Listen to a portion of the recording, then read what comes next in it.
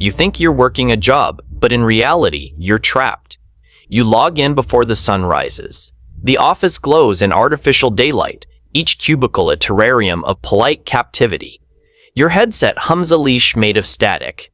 Thank you for calling, this is Marcus, you say for what must be the 900th time. Every voice on the other end sounds rehearsed, an echo of problems already solved.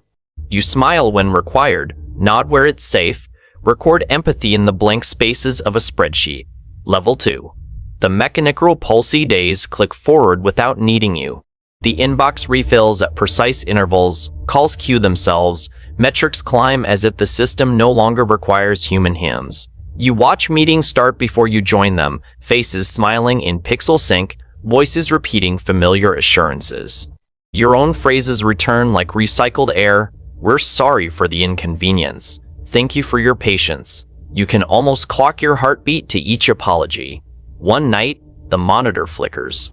A system alert slides across the screen. Error. Undefined user activity. You answer instinctively, headset crackling in your ear. This is Marcus. How may I help you? Silence bleeds through the line. Then your exact voice returns the same question back. You freeze, unsure which version is live. The loop continues, smaller between echoes, until it becomes a whisper inside your head. This is Marcus. How may I help you? The pulse resumes. The lights never went off at all. The level 3. The memory audit. The email arrives from an address no one remembers creating. System maintenance/cognitive sync notice. Every employee is required to participate. The memo promises clarity, efficiency, better focus. HR calls it the end of mental clutter. You sign the consent form with the same indifference you use for lunch receipts. The appointment takes only minutes. You sit in a spotless white cubicle as gentle static hums through a headset. A voice instructs you to think freely while the program mirrors every thought into company storage. A blue bar fills on the screen 37%, 71, complete. Then it stops.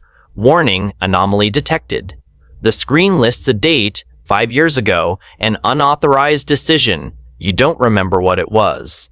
The line of code loops your name again and again like a prayer request lost in translation. The voice returns, silk smooth and absolute. Marcus, please verify authenticity of memory ID. Mine 984. You open your mouth, but the words aren't yours. The cursor blinks in perfect rhythm with your pulse. Somewhere inside the system, a copy waits to replace you the second you hesitate. Level 4. Incidents Report 4-4. You're escorted down a corridor that hums in the same tone as the servers above it. The walls are white and sweating, light diffused enough that shadow can't exist. A plaque on the door reads, Procedure Clarification, Department 14. It's a lie. You know it the way nightmares know your name.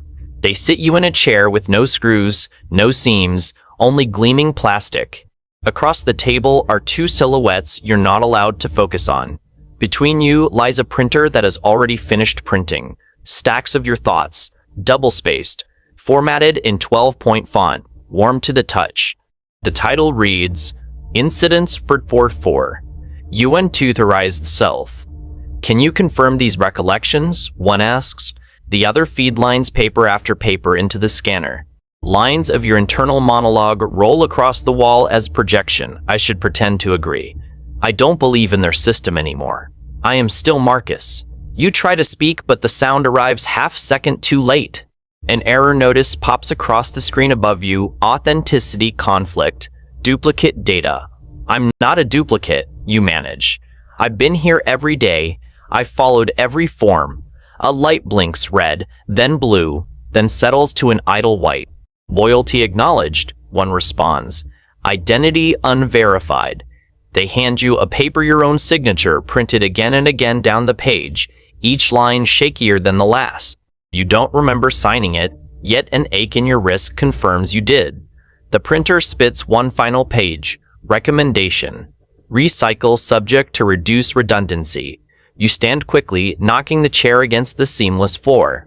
Somewhere behind a mirrored wall, another Marcus might be doing the same gesture right now. Same panic, same denial. You demand a chance to appeal, but procedure has already drafted the apology you're supposed to send yourself. The voices behind the glass blend with the static in your ears until it sounds like applause. You understand now, the company doesn't delete people. It archives them, compresses them into manageable data, renames them so the next version won't ask questions. Being Marcus was never the point, it was only a temporary username. As you're guided out, another form slides beneath your hand, a confirmation of compliance. Somewhere on that paper is your farewell, disguised as efficiency. You sign again. Level 5. The reset room. The doorway opens not with a sound, but a permission. A sterile wind greets you, scented like static and sleep. The room is white without walls, the kind of light that doesn't need a source. A single terminal hums in front of you, its glow pulsing like a slow heartbeat. Text crawls across the screen. Welcome back. Authenticate as Unit M984. You hesitate, fingers hovering where a name used to begin. For a moment, the cursor waits, breathing with you, then blinks impatiently. You type the sequence. Each keystroke empties something personal. Nostalgia, hunger, the need to justify. When the final letter falls into place, the screen answers. Identity confirmed. Proceed to clean state. Files collapse into white light, folding themselves into silence. No alarms, no pain, just a soft click of completion. Above the screen, new text appears in calm gray letters. Status, operational. Emotion, not required. Peace feels automated, but it holds. Level 6. The echo of Marcus' morning light trembles through the tinted glass, identical to every morning before it. A new recruit takes the same seat, adjusts the headset, straightens the same stack of forms. The name tag clipped to the chest glints once Marcus. The letters look recently printed, still wet enough to smear, yet already permanent. He logs in, the cursor blinking to life like a pulse recycled from somewhere else. The same greeting script appears, the same client names, the same meaningless warmth. Outside, the city thrums in practiced rhythm, its noise perfectly indifferent. On the monitor's dark reflection, his face hovers, expression quiet, posture precise. For a breath, the old Marcus stares back, eyes open but unreadable, waiting for acknowledgement he'll never receive. Somewhere in the server's hum, a single line loops forever. Asterisk. Thank you.